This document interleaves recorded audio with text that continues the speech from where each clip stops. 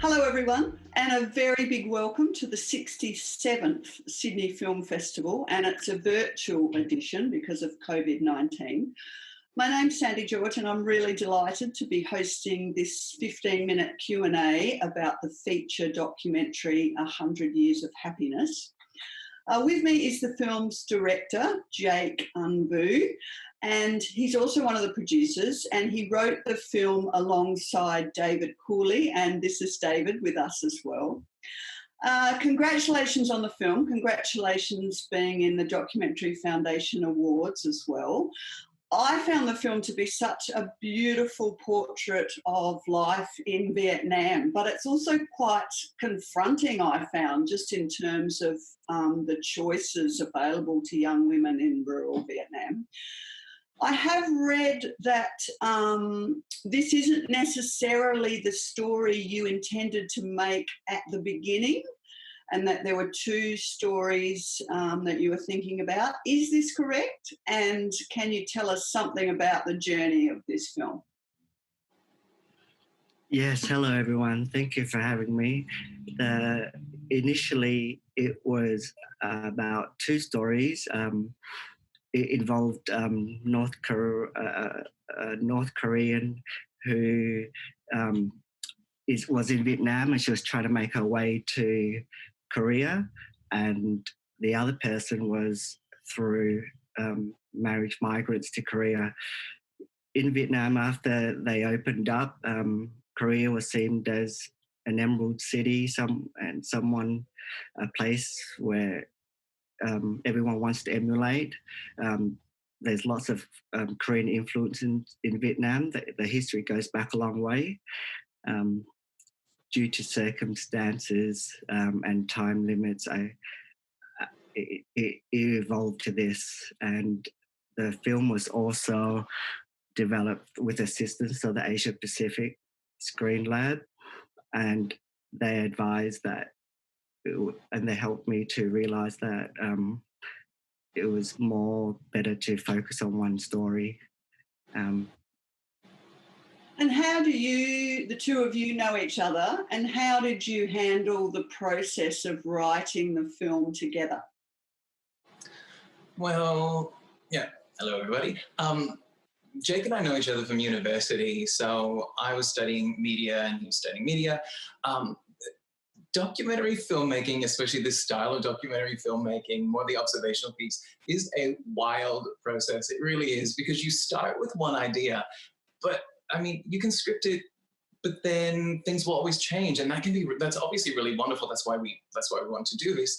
And so the process was a little bit long distance. Like, we collaborated in Australia, but then when Jake was over there on the ground, we were having to try to collaborate in snatches of time just to see where he was being led by the subject matter that he was encountering, because we had, as Jake said, we had these ideas, but then getting to actually find them, getting people who would want to speak and be a part of the project is the biggest challenge, and also probably the most rewarding when you find that right subject and you get to that window into their life.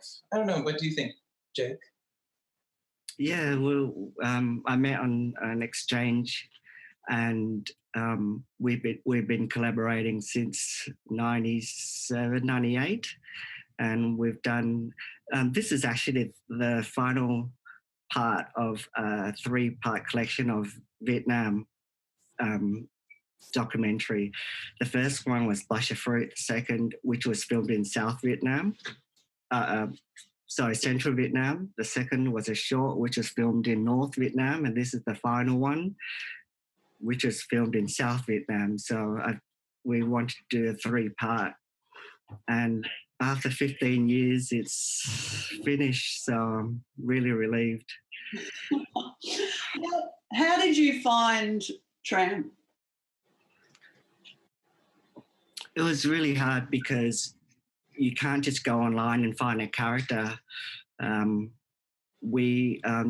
lab sent me to Hanoi, which I filmed other people. It just wasn't the story that and the time limit. I couldn't do that.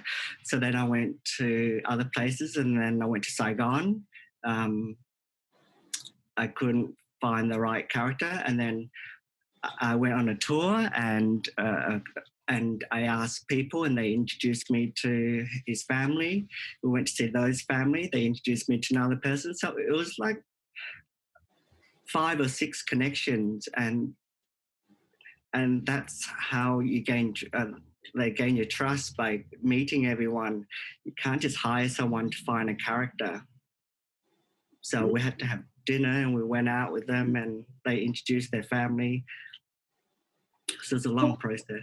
One of the things I really loved about the film is it's got this sort of leisurely pace where you feel like you're in there with the characters, but then there's kind of twists, or maybe the better word is revelations, throughout the film, where you kind of go, what?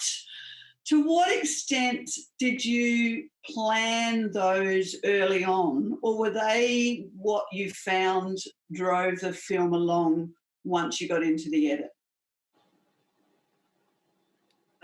Revelations. Well, I'm thinking about the fact that you don't know she's going to get married the next day until later in the film, and then you don't know until a bit later that actually nobody in the family seems to know his name, and just those things.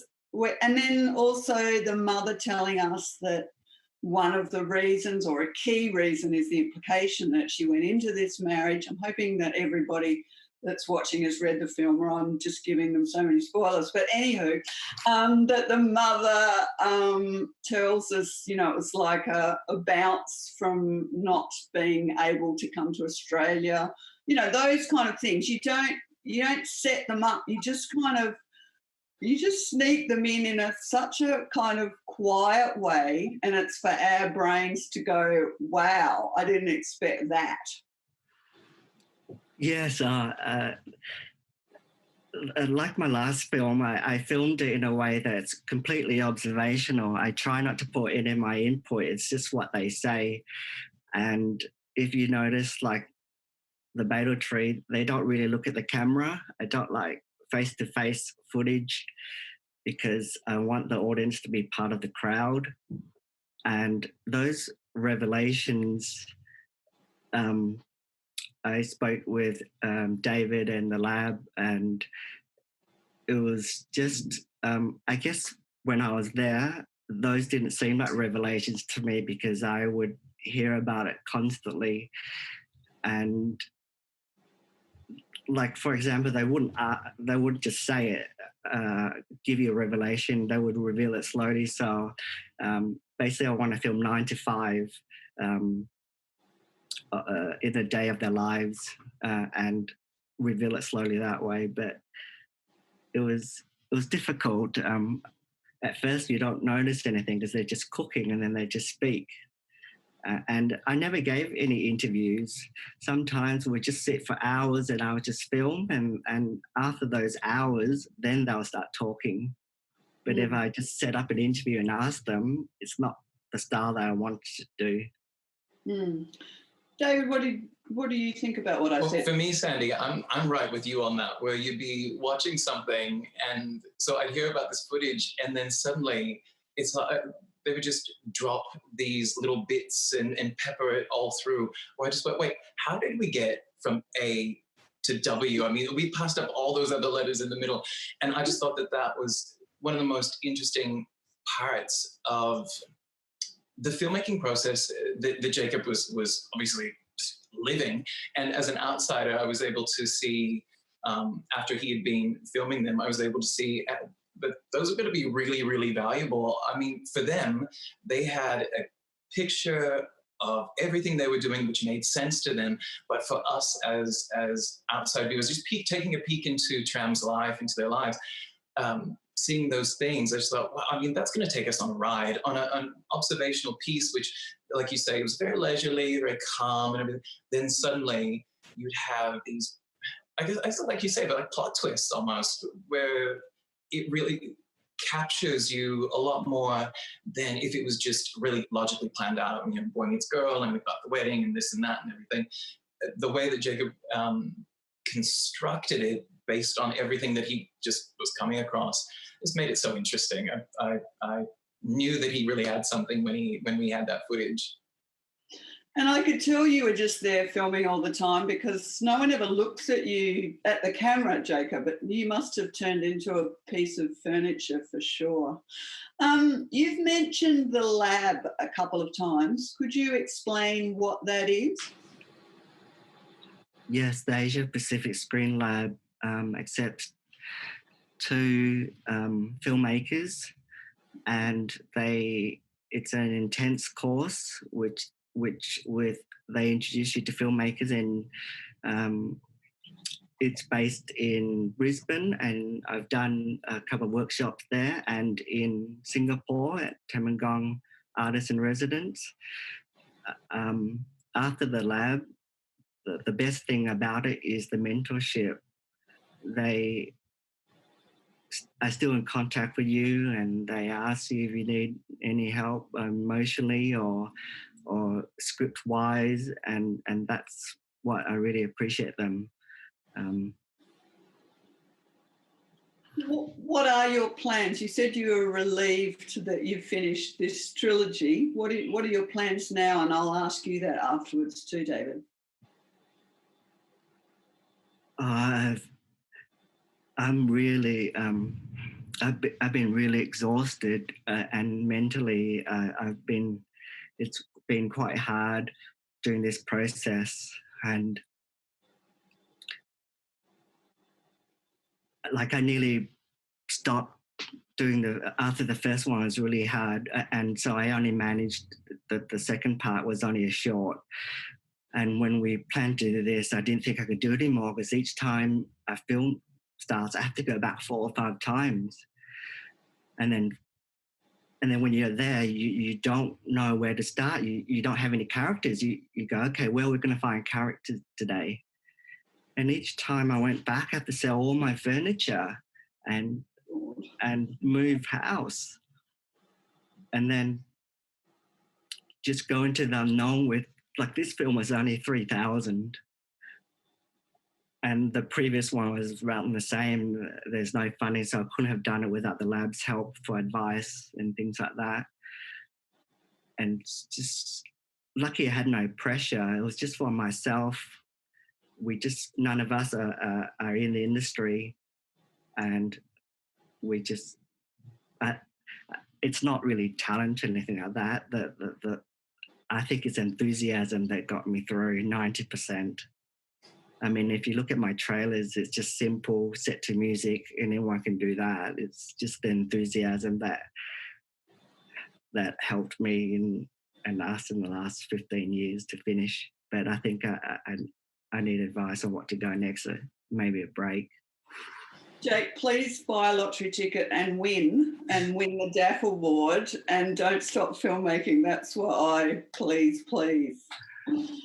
David, your plans. Yeah. Well, I think that in some ways I can echo what Jake was saying.